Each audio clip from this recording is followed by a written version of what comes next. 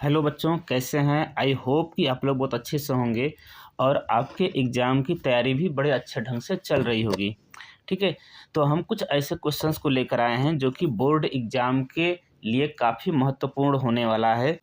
आप इस वीडियो को शुरू से अंत तक देखिएगा, ये आपके एग्ज़ाम के दृष्टि से काफ़ी इन्फॉर्मेटिव होगा। तो आइए शुरू करते हैं अपना पहला क्वेश्चन।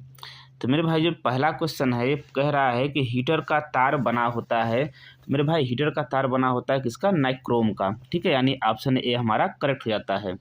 नाइक्रोम के तार का अगर बात करें तो इसके तार की रेजिस्टेंस जो होती है वो काफ़ी हाई होती है, यानी प्रतिरोध बहुत ज़्यादा होता है, जिस कारण नाइक्रोम के वायर से करंट फ्लो नहीं कर पाता है या फिर बहुत कम मात्रा में करंट फ्लो कर पाता है, जिसके कारण ये तार गर्म हो जाता है और ये अत्यधिक मात्रा में हीट प्रोड्यूस करता है।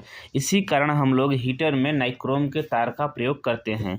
तो आई होप कि आप इसको समझ पाए होंगे। आइए देखते हैं नेक्स्ट क्वेश्चन। मेरे भाई नेक्स्ट क्वेश्चन कह रहा है कि बॉक्साइट अयस्क में कौन सी धातु होती है। ठीक है, तो जो बॉक्साइट का अयस्क होता है इस अयस्क में एल्युमिनियम धातु पाई जाती है, यानी ऑप्शन डी हमारा करेक्ट हो जाता है। बात करें मरकरी की, तो मरकरी का अयस्क सीने बार होता है। क्या होता है? सीने बार। ये भी एग्जाम में कई बार पूछा गया है।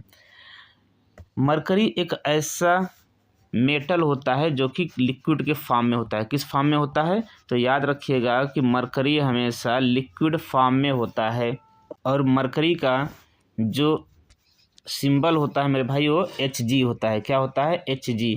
आप इस बात को भी याद रखेंगे। आइए देखते हैं हम नेक्स्ट क्वेश्चन। नेक्स्ट क्वेश्चन कह रहा है कि एक हार्स पावर किसके बराबर होता है। तो हार्स पावर जो है 746 वाट के बराबर होता है, यानी ऑप्शन सी हमारा करेक्ट हो जाता है। आइए देखते हैं नेक्स्ट क्वेश्चन। नेक्स्ट क्वेश्चन कह रहा है कि पुरुष में लिंग गुणसूत्र होता है। तो मेरे भाई जो पुरुषों में लिंग गुणसूत्र होता है वो XY होता है। आपको पता होगा कि ह्यूमन में, ठीक है, 23 जोड़ी, कितना? 23 पेयर्स जो होते हैं, 23 जोड़ी गुणसूत्र होते हैं। ठीक है, उसमें से 23वीं जोड़ी जो होती है उसको हम लोग सेक्स क्रोमोसोम या फिर लिंग गुणसूत्र कहते हैं। ठीक है, और ये जो 23वीं जोड़ी होती है उसमें से महिलाओं में जो है XX लिंग गुणसूत्र होता है और पुरुषों में जो होता है मेरे भाई वो क्या होता है? XY गुणसूत्र होता है। तो इस प्रकार से इस क्वेश्चन का जो करेक्ट आंसर हो जाता है वो आंसर ए हो जाता है। आई होप कि आपको ये समझ में आया होगा। आइए देखते हैं नेक्स्ट क्वेश्चन। नेक्स्ट क्वेश्चन कह रहा है कि मनुष्य में पाए जाने वाली मिश्रित ग्रंथि है। तो मेरे भाई मनुष्यों में जो मिश्रित ग्रंथि होती है वो कौन सी होती है? अग्न्याशय। ठीक है, तो अग्न्याशय जो होता है वो मिश्रित ग्रंथि का एक उदाहरण है। अब अग्न्याशय जो है ये मिश्रित ग्रंथि इसलिए होता है क्योंकि ये हार्मोन भी रिलीज करता है और साथ ही साथ एंजाइम्स को भी सिक्रीट करता है, यानी एंजाइम्स को भी प्रोड्यूस करता है। ठीक है, अब बात करें तो अग्न्याशय ग्रंथि से इंसुलिन नाम का हार्मोन निकलता है। कौन सा है मेरे भाई? इंसुलिन नाम का हार्मोन अग्न्याशय ग्रंथि से निकलता है। आप इस बात को अच्छे से याद रखिएगा। आइए देखते हैं नेक्स्ट क्वेश्चन।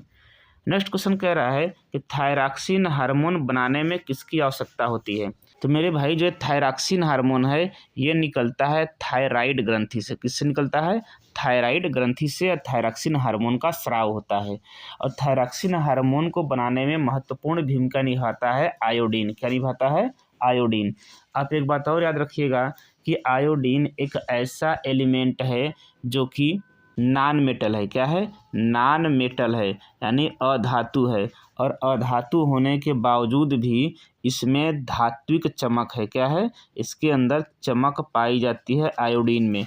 ये बात भी आप याद रखिएगा कि आयोडीन एक ऐसा नॉन मेटल है जिसमें चमक है, बाकी किसी भी नॉन मेटल में चमक नहीं होता है। इस चीज़ को आप याद रखेंगे। आइए देखते हैं नेक्स्ट क्वेश्चन। नेक्स्ट क्वेश्चन कह रहा है कि ओजोन के अणु में ऑक्सीजन के परमाणुओं की संख्या कितनी होती है। तो मेरे भाई जो ओजोन का निर्माण होता है वो ऑक्सीजन के 3 अणुओं के मिलने से होता है, यानी इसका करेक्ट ऑप्शन जो है आंसर सी हो जाता है। आइए देखें नेक्स्ट क्वेश्चन। नेक्स्ट क्वेश्चन कह रहा है कि सबसे कठोर प्राकृतिक पदार्थ क्या है। तो मेरे भाई आपको पता होगा कि सबसे कठोर प्राकृतिक पदार्थ हीरा होता है।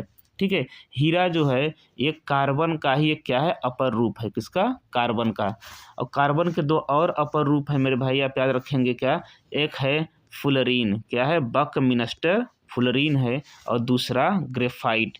ठीक है, तो आप इस बात को ध्यान में रखिएगा कि ग्रेफाइट, फुलेरीन और हीरा ये तीनों के तीनों कार्बन के अपरूप होते हैं। आइए देखिए नेक्स्ट क्वेश्चन। नेक्स्ट क्वेश्चन कह रहा है कि इंसुलिन की कमी से होता है। तो मेरे भाई इंसुलिन की कमी से, ठीक है, डायबिटीज बीमारी होती है। कौन सा होता है? डायबिटीज। डायबिटीज का मतलब होता है मधुमेह। क्या होता है? मधुमेह। ये किसकी कमी से होता है? इंसुलिन की कमी से। और ये इंसुलिन जो है इसका स्राव कहाँ से होता है? इसका स्राव होता है अग्न्याशय से, यानी कि पैंक्रियाज से। तो अभी अभी हमने बात किया पिछले क्वेश्चन में कि पैंक्रियाज जो है वो इंसुलिन को सिक्रेट करता है। इसकी कमी से डायबिटीज होता है। और डायबिटीज का मतलब क्या होता है कि हमारे ब्लड में ग्लूकोज की मात्रा बढ़ जाना, यानी कि शुगर की मात्रा अगर हमारे ब्लड में बढ़ जाता है तो हम कहते हैं कि व्यक्ति जो डायबिटीज से पीड़ित है। तो आई होप कि आप इस चीज़ को समझ पाए होंगे। बात करते हैं घेंघा रोग की। तो घेंघा रोग आप देखा होगा कि मनुष्य के गला जो है उस गले में बहुत ज़्यादा स्वेलिंग आ जाती है, यानी गला फूल जाता है बहुत भयंकर। तो वो जो बीमारी होती है उसी को हम बोलते हैं घेंघा, यानी कि ग्वाइटर। और ये होता किससे है? तो ये होता है आयोडीन की कमी से। किससे? तो आयोडीन की कमी से मेरे भाई क्या होता है? घेंघा होता है। इस बात को आप याद रखेंगे। आइए देखते हैं नेक्स्ट क्वेश्चन। नेक्स्ट क्वेश्चन कह रहा है कि जनन कितने प्रकार का होता है। तो मेरे भाई जनन जो होता है 2 तरह का होता है। कितने तरह का? 2 तरह का, यानी ऑप्शन बी हमारा करेक्ट हो जाता है। अब 2 तरह में एक होता है असेक्सुअल रिप्रोडक्शन। असेक्सुअल रिप्रोडक्शन का मतलब होता है अलैंगिक जनन। क्या होता है? अलैंगिक जनन। ठीक है। और दूसरा होता है सेक्सुअल रिप्रोडक्शन, यानी कि लैंगिक जनन। आपको ये मालूम होगा कि लैंगिक जनन में कि मेल और फीमेल दोनों की आवश्यकता होती है। ठीक है, मेल और फीमेल दोनों की आवश्यकता होती है। बट अलैंगिक यानी असेक्सुअल रिप्रोडक्शन में केवल और केवल एक पेरेंट की जरूरत होती है। अलैंगिक जनन में कोई भी स्पर्म या फिर एग का निर्माण नहीं होता, जबकि लैंगिक जनन में स्पर्म और एग दोनों का निर्माण होता है। ठीक है, स्पर्म बनता है पुरुषों में और एग बनता है महिलाओं में। यहाँ पर अलैंगिक जनन की बात करें तो यहाँ पे फर्टिलाइजेशन नहीं होता। ठीक है, फर्टिलाइजेशन का मतलब है एग और स्पर्म दोनों आपस में नहीं मिलते हैं।